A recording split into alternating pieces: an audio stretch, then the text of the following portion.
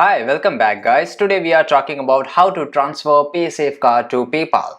Why would you want to know how to transfer Paysafecard to PayPal? Well, maybe it's your first time and you're getting some kind of issues to transfer your money, right? So today I will show you how to transfer Paysafecard to PayPal easily. By the way guys, check the video description and I will try to leave the written instruction there.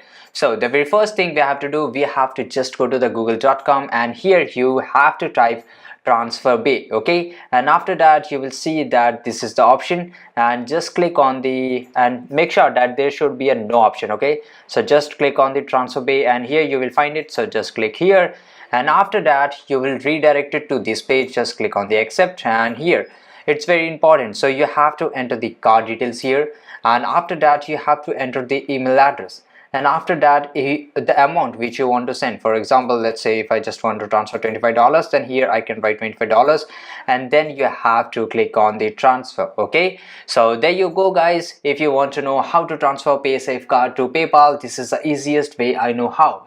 If you know another way how to transfer Paysafecard to PayPal, leave a comment below. Be sure to subscribe for more videos. Thank you for watching. Goodbye.